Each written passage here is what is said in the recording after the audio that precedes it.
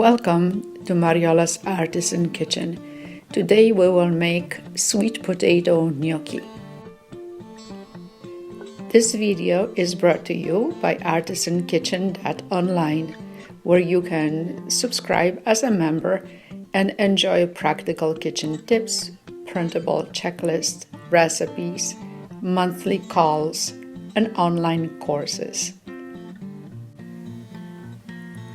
For our sweet potato gnocchi, the star ingredient is of course the sweet potato.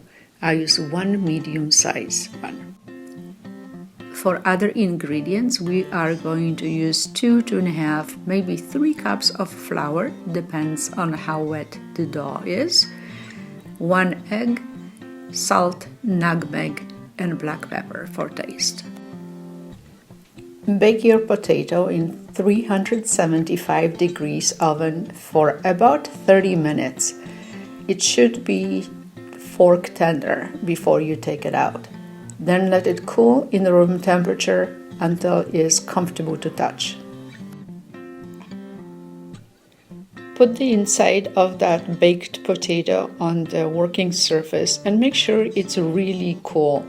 It should not be just room temperature, but really should be cool to touch.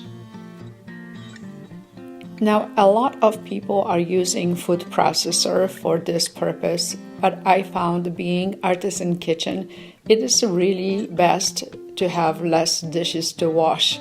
So I use the regular fork to mush the potatoes. Did you notice that I've used a regular potato in my recipe?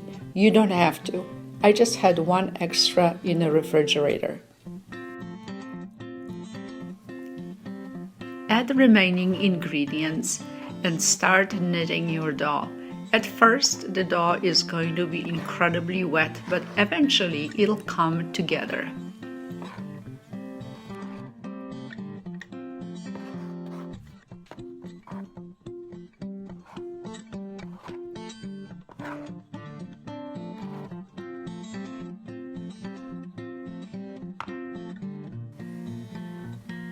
After about 5 minutes of working on a dough became a little bit more solid, and I could divide it into 4 different pieces.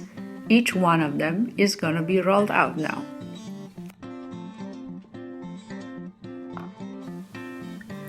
After rolling out each one of the pieces, I cut it in small pieces. Then I take each one of them and press against the fork. I roll it down and put it on a baking sheet.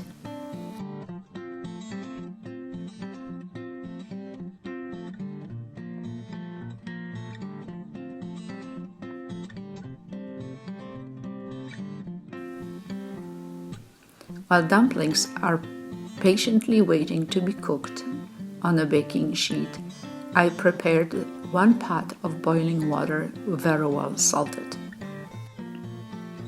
Put your dumplings into the boiling water one at a time. You might break it up into 2-3 batches if you're using smaller pot. After they surface to the top, about 5 minutes later, they should be done. But take one out and cut in half with a fork to make sure they're thoroughly cooked. Into the medium pan, I put some butter and sage leaves, and then I've added the cooked gnocchi. It smells wonderful.